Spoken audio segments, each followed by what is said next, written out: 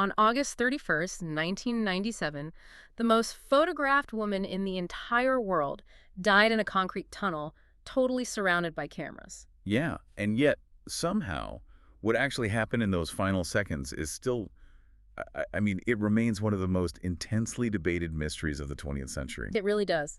So today we are opening the vault on the tragic death of Princess Diana. Welcome to the deep dive. We've pulled together this absolutely massive stack of sources to look at the event from angles you might not have considered before. Right, we're talking some pretty intense material here. Yeah, we have 3D crash reconstructions, forensic medical timelines specifically analyzed from a critical care nursing perspective, and all the exhaustive, really granular details from Operation Paget, which was the multi-million-pound British investigation. And, the goal here isn't just to recite a historical timeline for you, and you probably already know the basics. We want to understand the actual mechanics of the event itself Things. and really figure out why this specific crash spawned over, I think it's 175 different conspiracy theories. Because when you look at the raw evidence, the conflicting biological data, the eyewitness accounts, these bizarre coincidences, you start to see how an event that looks like a tragic traffic accident on paper just completely mutated. It mutated into the sprawling international whodunit in the public consciousness. Yeah, precisely. So we're going to put those theories under the microscope right alongside the official findings. Okay, let's unpack this. We have to start at the Ritz Hotel in Paris because the physics and the timeline of those hours leading up to the crash, they really dictate everything that follows. Yeah, it sets the whole stage. It's late evening, August 30th. Diana and her partner, Dodi Fade, are virtually under siege. Like, they are physically trapped inside the hotel by this massive swarm of paparazzi waiting by the front doors. Right, and so Dodi formulates this decoy plan to break the siege. Just before midnight, a convoy of their regular vehicles leaves the front of the Ritz. Just to draw the photographers away. Exactly. And while the press is scrambling after the decoys, the couple, their bodyguard Trevor Rees-Jones, and the Ritz's acting head of security, Henri Paul, they slip out the back service exit. This is at 12:20 a.m., right? 12:20 a.m. And they climb into a rented black 1994 Mercedes-Benz S280. But the decoy fails almost instantly. Like, a few photographers spot the maneuver, and suddenly the Mercedes is just swarmed again. So Henri Paul hits the gas. He's speeding through the streets of Paris trying to shake the pursuit. He runs at least one red light, too. Yeah, and then he enters the Pont de l'Alma tunnel doing roughly 66 miles per hour. Keep in mind, this is a 30-mile-per-hour zone. And, this is where the sheer physics of the situation just take over. Oh, absolutely. You have an unarmored 4,000-pound luxury vehicle traveling at highway speeds into a narrow concrete tube. It's carrying something like 800 kilojoules of kinetic energy. Which is just a massive amount of force. Yeah. And the 3D reconstructions we have, they map out those final seconds with really terrifying clarity. What do they show? So, as the Mercedes enters the tunnel, it brushes laterally against a slower-moving white Fiat Uno that was in the right lane. Oh, wow. Yeah, and that slight contact at that high of a speed, it completely destabilizes the heavy Mercedes. So Henri Paul slams on the brakes. Investigators actually documented 62 feet of heavy skid marks. 62 feet? That's huge. It is this. But the momentum is simply too great. He loses steering control, the car veers violently to the left, and strikes the tunnel's 13th central pillar, completely head-on. Wait, hold on a second. I'm looking at the specs for this car in our sources. The Mercedes W140 platform is famous for being built like a tank. Right. It was top of the line for safety. Yeah, it has a heavily reinforced passenger cell designed specifically to withstand massive impacts. So if that passenger cabin largely held its shape, why did the people in the back seat suffer such catastrophic, fatal injuries? Well, that's the thing. The passenger cell did do its job structurally, right? The doors didn't crush inward to obliterate the occupants. But that 800 kilojoules of kinetic energy doesn't just vanish when the bumper hits the concrete. It has to go somewhere. Exactly. It has to be dispersed. Yeah. So when a car goes from 66 miles per hour to 0 in a fraction of a second, the vehicle stops. But anything unattached inside the vehicle, well, it keeps moving at 66 miles per hour. Oh, man. So the bodies inside essentially become projectiles. Exactly. Trevor Rees-Jones, the bodyguard in the front passenger seat, he was the only person wearing a seatbelt. The only one. Yeah, and that belt, combined with the deploying airbag, essentially tied his body to the deceleration curve of the car's crumple zones. So the car absorbed the shock for him. Right. I mean, he still suffered devastating facial bone fractures, but his internal organs were protected from the absolute worst of the G-forces. so he survived. But Diana was unbuckled in the back. Yes. When the car stopped, she was thrown forward into the back of the front seat. And the really brutal part is, even after her body physically stopped, her internal organs kept moving forward. Oh, God. Yeah, they kept moving until they violently impacted her own rib cage and skeletal structure. Yeah. So that rapid deceleration is the ultimate cause of the trauma, which really just begs the question of why they were going so fast in the first place. And this brings us to Henri Paul, the driver. Right. Because the official ruling is that he lost control due to severe intoxication. But, if you look at the evidence from just moments before the drive, it is incredibly contradictory. It really is. The hotel's internal security cameras actually captured Henri Paul waiting in the hallway just minutes before they left. At 11:12 p.m., right? Yep. And he notices his shoelaces are untied. The video shows him squatting all the way down, balancing on his toes, tying his shoes, and standing back up. Without a single stumble. Not a wobble, no hesitation. You watch that footage and he just doesn't look like a drunk man. I mean, tying your shoes while squatting is a complex motor function. You need serious equilibrium for that. You do. But then you look at the post-mortem toxicology reports, and they show a blood alcohol content of 1.74 grams per liter.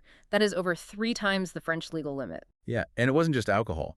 The toxicology reports also found therapeutic levels of 2 prescription drugs, fluoxetine, which is an antidepressant, and tiopride, which is a muscle relaxant and anti-anxiety medication. And mixing those is a huge red flag. Exactly, because when you combine alcohol with these specific central nervous system depressants, they compete for the same metabolic enzymes in the liver. Right, so the alcohol just builds up? It isn't broken down as quickly, causing its effects to spike and linger. The drugs dramatically amplify the loss of spatial awareness and reaction time, even if the person has developed enough of an alcoholic tolerance to mask the visible signs, like stumbling. But because of that shoe tying video, this massive theory exploded that Henri Paul was framed. Oh, the swap blood theory. Yeah, theorists pointed to this incredibly strange anomaly in his blood work. His carbon monoxide levels registered at an impossibly high 20.7%. Which is wild. Right. People argued that a living, breathing person walking around a hotel wouldn't have that much carbon monoxide in their system. So the logic was, the blood sample must have been deliberately swapped in the morgue with a suicide victim's blood. And, I mean, it is a compelling leap of logic if you only look at the blood test in total isolation. Right. But forensic investigators don't stop at a single anomalous blood draw. To entirely rule out the swap blood theory, pathologists actually went to a secondary, completely incorrigible biological source. Which was the vitreous humor. Yes. That's the gel fluid inside the eyeball, right? Exactly. Anatomically, the vitreous humor is completely isolated from the body's vascular system. It does not exchange fluids after death. Meaning it can't be easily tampered with. Right. It is incredibly resistant to contamination, putrefaction, or external tampering. So when toxicologists tested Henri Paul's vitreous humor, they found the exact same heavily intoxicating levels of alcohol and prescription drugs. Wow, okay. What about the carbon monoxide then? The carbon monoxide anomaly in the blood was later attributed to the heavy exhaust fumes in the tunnel and the confined environment of the wrecked vehicle itself. That makes sense. Yeah, the biological reality of his impairment was permanently locked inside the eye. The forensic science thoroughly dismantled the tampering theory.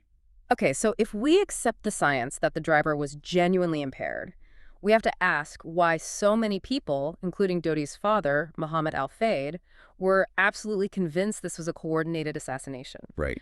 To grasp that, I think we really have to look at Diana's own deeply troubled state of mind in the months leading up to Paris. Yeah, she was experiencing profound paranoia, and she documented those fears quite clearly. She really did. 10 months before the crash, in October 1996, Diana wrote a letter to her butler, and she explicitly stated that she believed someone was planning an accident in her car. She specifically used the words brake failure and serious head injury. Which is just chilling to read now. It is haunting. She even took it a step further and verbally shared this exact scenario with her solicitor, Lord Mishcon. Right. When you read that letter, it's like if someone tells their lawyer, I'm going to be killed in a staged car crash, and then they actually die in a car crash. The human brain instantly assumes cause and effect. It inherently looks like a hit. It does. And Mohammed Al-Fayed provided a very specific motive for this alleged hit. He claimed that the British royal family and MI6 orchestrated the crash to prevent a scandal. Right, the pregnancy rumor. Yeah. According to Al-Fayed, Diana was pregnant with Dodi's child, They were preparing to announce their engagement that upcoming Monday, and the British establishment simply could not tolerate the future King of England having a Muslim stepfather. In Operation Paget, that massive British police investigation we mentioned, they spent years looking into these exact claims. They didn't just dismiss them out of hand. No, they didn't. They ran down every single biological and documentary lead. Starting with the pregnancy. Forensic teams recovered Diana's blood from the carpet mats of the Mercedes. They tested it for human chorionic gonadotropin, or HCG, which the hormone that indicates pregnancy. As a result, Entirely negative. Furthermore, the coroner who conducted her post-mortem examination in London specifically examined her uterus and found absolutely no biological markers of pregnancy. the investigators also interviewed her closest confidants, right? Yeah, friends who had been on vacation with her just weeks prior. And they testified that she had recently experienced her normal menstrual cycle. They also totally laughed off the idea of an engagement. Right. Diana had just emerged from a highly public, really grueling divorce from Prince Charles. Her friends emphatically stated she was just enjoying a lighthearted summer romance. She was definitely not planning a wedding. And to address the engagement ring rumor specifically, because Al-Fayed claimed Dodi had purchased a $130,000 ring at the Rapazzi jewelry store in Paris just hours before the crash. I remember this detail. Yeah, so Operation Paget investigators actually pulled the CCTV footage from the jeweler and examined the store's receipts. And what did they find? The footage showed Dodi browsing, sure, but he left the store with only a promotional brochure. No money changed hands, no ring was selected, and no jewelry was found in the wreckage that matched that description. Okay, so the pregnancy and engagement motives are thoroughly debunked. But even then, the physical anomalies inside the Alma tunnel kept the assassination theories burning. Yeah, because to the public, this wasn't just a car randomly hitting a wall. Right. There was the blinding flash of light, and there was the mysterious white car. The idea that actual intelligence weapons were deployed. Yes. A former MI6 officer named Richard Tomlinson came forward and publicly claimed he had seen a highly classified intelligence document. He said this document was a literal blueprint for assassinating targets in tunnels by using military-grade strobe lights to temporarily blind the driver. Which is a crazy claim. It is, and it perfectly matched multiple eyewitness accounts of a bright, sudden flash in the tunnel right before the Mercedes lost control. And then you add the physical evidence of the white Fiat Uno. Exactly. Paint transfers on the side of the Mercedes and a broken plastic taillight definitively proved Henri Paul hit a white Fiat. Theorists quickly pointed the finger at a French paparazzo named James Andanson. Right. They claimed he was an MI6 asset driving the Fiat to force the Mercedes into the pillar. And years later, Andanson was found dead inside a burned-out car in the French countryside. I mean, you can see how perfectly these pieces snap together into a spy thriller narrative. Exactly. You have a whistleblower talking about strobe lights, forensic paint matching a specific car model, and the supposed driver ending up dead in a mysterious fire. Like, how do investigators look at that mountain of highly suspicious, interlocking puzzle pieces and conclude it was just an accident? Well, by tracking down the actual mechanisms behind the claims, rather than just accepting the surface story, let's look at how they dismantled Tomlinson's MI6 blueprint, for example. Okay. Under oath, when pressed for actual details, Tomlinson's certainty began to waver. Investigators traced this specific intelligence file he was vaguely remembering. And what was it? It turned out to be a 1992 proposal targeting a Serbian politician in the Balkans during the war. It was completely unrelated to Diana, it did not involve strobe lights and tunnels, and it was ultimately never even actioned by MI6. Wow. Okay, but what about James Andanson and the white Fiat? How do you explain away the dead paparazzo? By tracing his physical location, Operation Paget established an ironclad alibi for Andanson. They didn't just ask his friends, They pulled toll booth receipts, credit card signatures, and gathered witness testimony, proving he was hundreds of miles away in Lignières, France, on the night of August 31st. Hundreds of miles away. Yeah, and as for his death, years later, the French police conducted a very thorough forensic investigation. The car doors were locked from the inside, the keys were missing, and there was no evidence of foul play or an external accelerant. It was tragically ruled a suicide. So if it wasn't him, who drove the white Fiat? The true driver of the white Fiat in the Alma tunnel was never actually identified. It remains a permanent blank spot. But the evidence suggests it was likely just an innocent civilian who got sideswiped by a massive Mercedes going double the speed limit, panicked, and fled the scene to avoid the chaos. Okay, so the crash happens, the Fiat vanishes, and the paparazzi swarm the wreckage. For a lot of people examining the sources, particularly those looking through the lens of critical care nursing, the most deeply suspicious part of the entire tragedy isn't the crash itself. Right, it's the medical timeline. It's the agonizing medical timeline of the aftermath. From the moment the Mercedes struck the 13th pillar to the moment Princess Diana arrived at the hospital, 1 hour and 43 minutes elapsed. And the hospital was less than 4 miles away. Less than 4 miles. If you are an American medical professional, looking at those decisions makes you want to pull your hair out. Oh, for sure. In the United States, the golden rule of severe trauma is scoop and run. You get the patient immobilized on a backboard, get them into the ambulance, and drive aggressively to the nearest operating room. But that is not what happened here. Not at all. The first responders allegedly spent precious time extricating the already deceased Dodi Fade from the vehicle before even focusing on Diana. And then there's the medication. Yeah, the doctor on the scene administered sedatives that actively lowered her blood pressure when she was already in shock. And when they finally got her into the ambulance, the driver crawled through the streets at 25 miles per hour, literally stopping multiple times. Which looks awful. To an outsider, that slow roll doesn't look like medical care at all. It looks like an intentional delay. It looks completely baffling until you understand the underlying physiology of her injury and the strict protocols of the French medical system. Which is very different from the U.S. Extremely different. France doesn't do scoop and run. They operate on the SAMU protocol, which stands for Service d'aide médicale urgente. The philosophy is stay and play. Stay and play. Right. Instead of rushing a dying patient to a hospital, they bring a fully equipped emergency room, staffed by a specialized physician, directly to the street. The goal is to aggressively stabilize the patient's airway and blood pressure before they are moved an inch. But wait, why the crawling ambulance ride? If she's supposedly stabilized, shouldn't they rush her to surgery? Because of the highly specific, hidden nature of her injury, Diana did not have a massive, visible arterial bleed. The rapid deceleration had caused a partial tear in her left pulmonary vein, right where it connects to the heart. Okay, so a venous tear, not an artery. Right. And veins operate under much lower pressure than arteries. Think of it like a slow leak in a pressurized cabin. It doesn't look catastrophic from the outside, which is why she remained conscious and was actually able to speak to the first responders initially. But internally? Internally, the blood was slowly seeping into her chest cavity. And as that cavity filled, the pressure slowly, physically displaced her heart, shifting it to the right side of her chest. Oh, man. Yeah. The SAMU physician in the ambulance, Dr. Jean-Marc Martineau, was watching her blood pressure drop and knew she was hemorrhaging internally.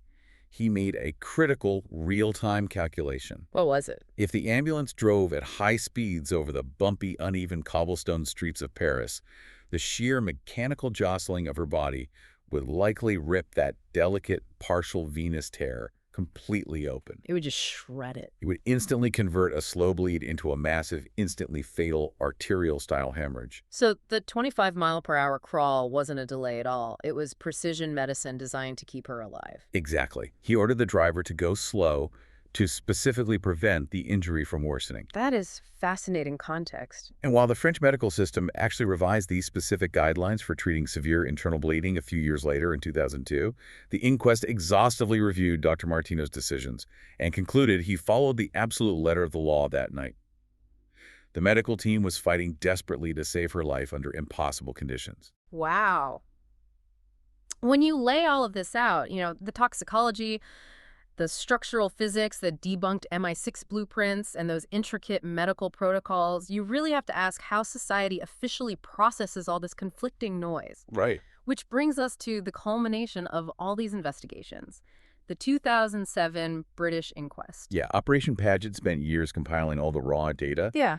But the inquest was the public reckoning. It was the actual mechanism to finally put all this evidence before the people. And the sheer scale of this inquest was staggering. It lasted for 6 grueling months and cost the British taxpayers roughly $10 million. That's a massive undertaking. Huge.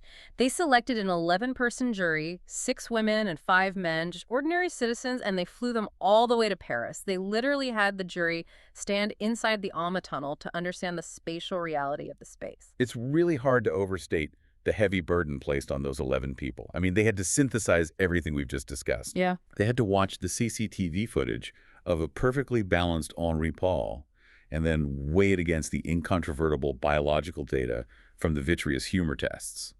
They had to read Diana's haunted, terrified letters and then examine the mechanical perfection of the crushed Mercedes and the absolute lack of an engagement ring. Exactly. They had to actively sort the emotional noise from the empirical signal. And after 6 months of testimony from crash reconstructionists, forensic pathologists, and intelligence officers, the jury finally delivered their verdict. They ruled the crash an unlawful killing. Which in the British legal system is the equivalent of gross negligence. Right. They placed the blame for the tragedy squarely on the dangerously intoxicated Henri Paul and on the aggressive paparazzi who chased the car into the tunnel.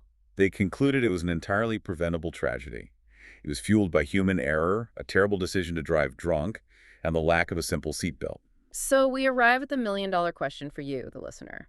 If the science is this robust and the 10 million investigation was this transparent, why does the skepticism endure? Why do millions of people still fiercely cling to the conspiracy theories? It ultimately comes down to a glitch in human psychology, I think.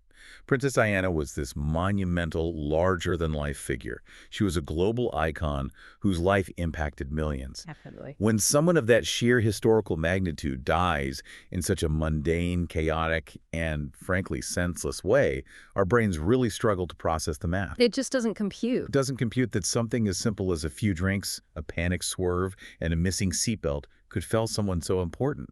We inherently crave a grand, intricate, shadowy conspiracy to match the scale of our grief. A simple traffic accident feels entirely disproportionate to the loss. We want the cause to be as massive as the effect. Exactly. In this deep dive, we've tracked the fatal physics of the Mercedes, explored the complex metabolic interactions of antidepressants and alcohol, and walked through the excruciating precision of the French emergency response. We've seen how rigorous forensic science tracked down alibis and dismantled a web of incredibly compelling but ultimately false theories. But as we wrap up, I want to leave you with one final thought to mull over regarding the sources we've explored today. Consider the profound, tragic irony of Princess Diana's life and her death. Okay. She was the most photographed woman in the world. Her entire adult life was illuminated by constant flashbulbs.